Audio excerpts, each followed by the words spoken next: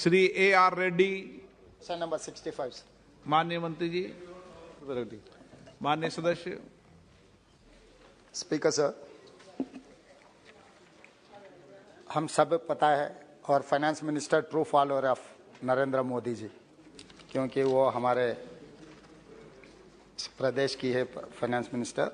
I wanted to remember one statement which is made by Narendra Modi ji जब मुख्यमंत्री था, जब डॉलर वैल्यू रुपए में 66 रुपये था, तब नरेंद्र मोदी जी। प्रश्न पूछिए सर सर सर सर वो यही प्रश्न है सर। हाँ, वही प्रश्न मैं और नरेंद्र मोदी जी दोनों एक ही प्रश्न पूछना चाह रहे हैं सर, वही प्रश्न मैं पूछ रहा हूँ सर, मुझे मौका दीजिए बस। आप तो आपका प्रश्न पूछिए। सर मैं हमारा प्राइम मिनिस्टर है sir, I can coat, I can follow his direction for the economy. पूछिए प्रश्न का। प्लीज सर, रुपया आईसीयू में पड़ा है।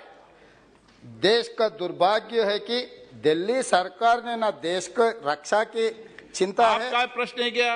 सर आप यही प्रश्न है सर, यही प्रश्न है सर। आप किसी प्रश्न स्पीकर सर, आप इंटरप्शन मत कर सकते सर। बैठिए, आप एक मिनट बैठिए, एक मिनट बैठिए। Please sit down, please sit down, please sit down, please sit down, please. एक तो माननीय सदस्यगण, आप सदन के नेता हैं, सदस्यों को ये समझा दो, कभी स्पीकर पर टिप्पणी करके ये नहीं कहे कि आप इंटरफेरेंस नहीं कीजिए, ये मेरा अधिकार है। समझ गए ना आज की बात? मेरे पास अधिकार है। कभी नहीं होगा ऐसा। सुन लिए माननीय सदस्य, सबको बता रहा हूं। आप प्रश्न से पूछो, प्रश्न के संबंधित किसी प्रश्न काल में किसी के स्टेटमेंट को कोट करने की आवश्यकता, प्रश्न पूछो, जवाब माननीय मंत्री जी देंगे। हिंदी थोड़ा कमजोरी है। ना आप मुझे मौका दो। आपसे मौका मांग रहे हैं सर। हिंदी में बोले थे, इंग्लिश में भी नहीं बोले। मौका मांग रहे हैं सर, मौका मांगने का समय ऑन रिकॉर्ड है। मौका सर बोले। हाँ पूछो, आपका अधिकार है, सबको मौका देता हूं मैं। स्पीकर सर, मैं आपका मेंबर हूं, मुझे कुछ दिक्कत हो गए तो मुझे रक्षा करने का आपका पूरी रक्षा करेंगे, रिस्पॉन्सिबिलिटी है, पूरी रक्षा करेंगे। क्योंकि मैं छोटे गांव से चुनकर इतना दूर आया, आपके ऊपर बहुत उम्मीद लेकर आए हम, तो हमें रक्षा करना आपका जिम्मेदारी है सर।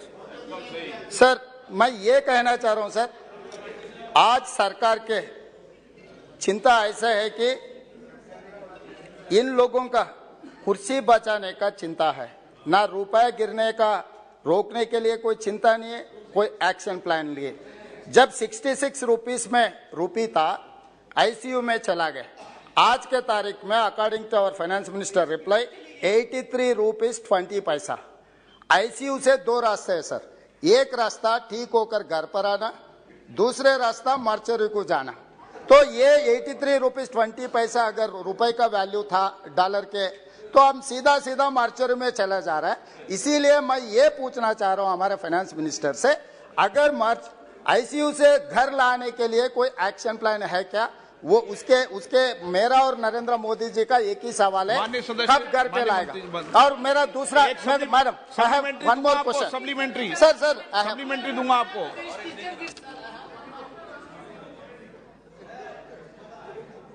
माननीय सदस्य जो तेलंगाना से आते हैं, उनकी हिंदी कमजोर बोल रहे हैं, मेरा हिंदी भी कमजोर है, फिर भी कमजोर हिंदी को कमजोर हिंदी में जवाब दे रही हूं सर। आईसीयू में, सॉरी, आप बेटे किसी व्यक्ति का जवाब मत दो सर। माननीय प्रधानमंत्री जी जब मुख्यमंत्री थे, उनका उस बयान को उठा करके अभी पूछ रहे हैं, बहुत सही है सर, पूछना आवश्यक है।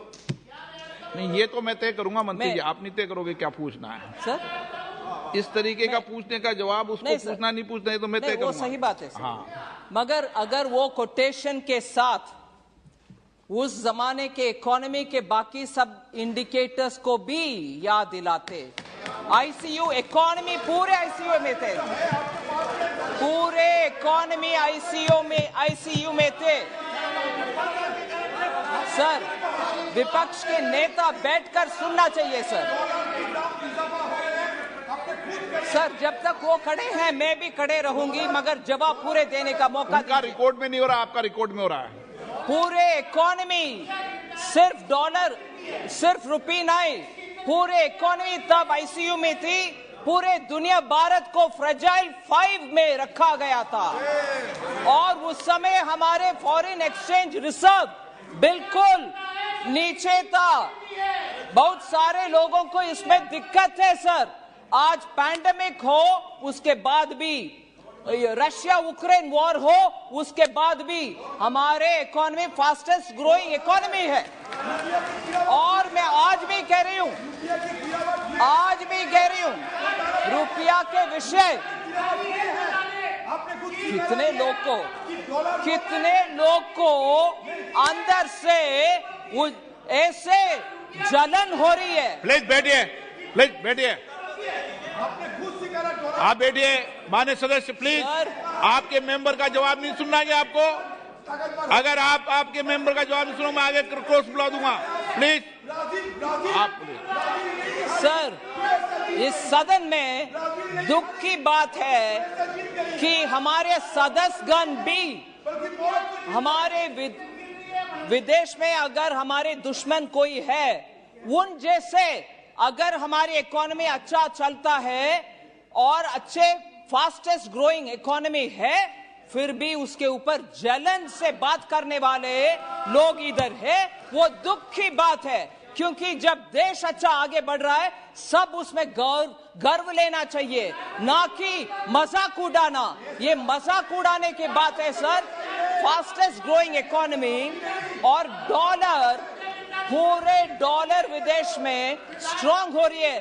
सिर्फ इकोनॉमी भारत का उसके खिलाफ खड़े हो रहे हैं, उसको आनंद लेना चाहिए, ना कि ऐसे मजाक की बात। शर्म होना चाहिए सर। Please supplementary. माननीय सदस्य, आपको कोई तकलीफ है क्या? आपने प्रश्न पूछा क्या? स्पीकर सर, ये प्रश्नकाल है। माननीय सदस्य, मैं आपको लास्ट वार्निंग दे रहा हूं, प्रश्नकाल में बीच में नहीं उठे। स्पीकर सर, माननीय सदस्य का प्रश्न है। फाइनेंस मिनिस्टर जी ने मेरा लैंग्वेज के बारे में कुछ कमेंट किए, ये ठीक नहीं है, क्योंकि मैं शूद्र हूँ, मेरे को स्वच्छ हिंदी नहीं आता होगा।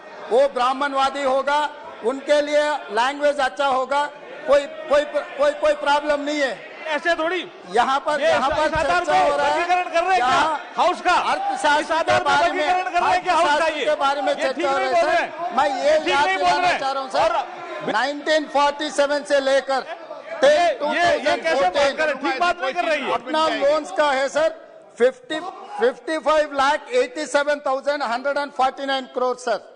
8 साल में नरेंद्र मोदी जी सरकार ने इतना बारोइंग किए 18,744 crore.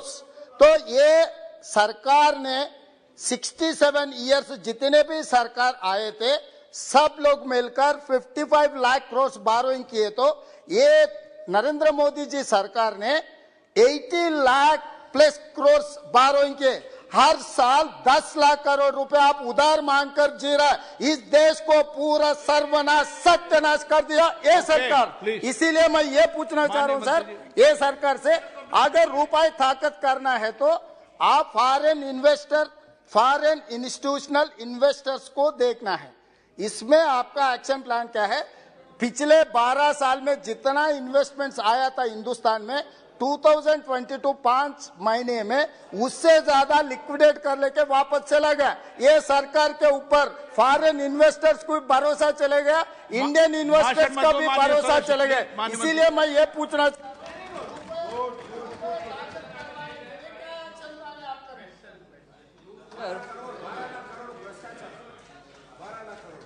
Sir, this question started with. हाँ, ले लिया।